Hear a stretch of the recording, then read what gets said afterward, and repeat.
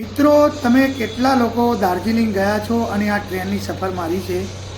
કોમેન્ટમાં જણાવજો. હવે તેનો ઇતિહાસ આપણે જાણીએ કે ઈસવીસન 1880માં ગિલેડર્સ આબુર્સ નોટ એન્ડ કંપની દ્વારા સિલિગુડીથી લઈને કુર્સિયાંગ સુધી રેલવે ટ્રેક પાથરવામાં આવ્યો. ત્યારબાદ 4 જુલાઈ 1881માં સિલિગુડીથી દાર્જિલિંગ સુધી 85 કિલોમીટર રેલવે લાઇનની શરૂઆત કરવામાં આવી. આ તમે જે જુઓ છો, જે ઝેડ આકારમાં રિવર્સ હિમાલયની તળેટીના ઉપર રેલવે લાઇન નાખવામાં આવી છે, જે ઝેડ ફોર્મેટમાં આગળ વધે છે. લાઇન બદલે છે, રિવર્સ કરે છે અને આગળ વધે છે. તો આ ઝેડ ફોર્મેટ એન્જિનિયરે ક્યારે અને આ ખતરનાક તળેટીના અંદર જ્યારે ઝેડ ફોર્મેટની રેલવે લાઇન પાથરવામાં આવી તો તેના માટે એન્જિનિયરની પત્નીએ તેને સલાહ આપી કે નીચે ઉતરો અને ફરી આગળ વધો, નીચે ઉતરો અને આગળ વધો.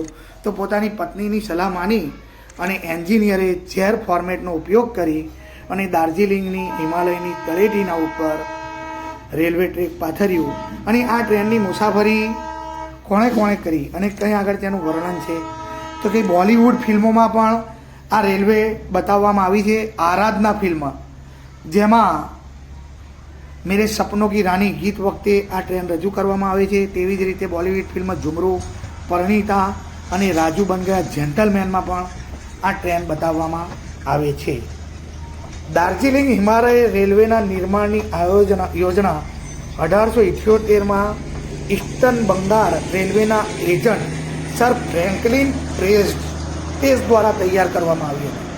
અને ત્યારબાદ 4 જુલાઈ 1881માં સિલિગુડીથી દાર્જિલિંગ સુધી આ રેલવે ટ્રેક પાથરવામાં આવ્યું હતું, જેને જે ઝેડ ફોર્મેટમાં જે રિવર્સનો ઉપયોગ થાય છે તેને તિન્થારિયા પશ્ચિમ, તેને આ શ્રેણી તિન્થારિયા પશ્ચિમ બંગાળ પાસે જોવા મળે છે. અને મિત્રો, તમે આ ટ્રેનની મુસાફરી કરી હોય તો કોમેન્ટમાં યસ અને નો કરી અને જણાવજો. ખરેખર દાર્જિલિંગની અંદર પશ્ચિમ બંગાળથી લઈને દાર્જિલિંગ સુધી, જે સિલિગુડીથી લઈ દાર્જિલિંગ સુધી આ ટ્રેનની જેણે પણ સફર કરી હોય, 85 કિલોમીટરની રેલવે લાઇન ત્યાં આગળ શરૂઆત કરવામાં આવી છે. પ્રવાસીઓ અને આહલાદાયક પહાડના દ્રશ્યો જોવા માટે લોકો તેનો ખૂબ જ ઉપયોગ કરે છે અને બોલિવૂડની ફિલ્મોમાં પણ આ દ્રશ્ય દર્શાવવામાં આવ્યા છે. તો અમારી ચેનલ હાડગોળની અવાજને લાઈક કરો, સબસ્ક્રાઈબ કરો, શેર કરો.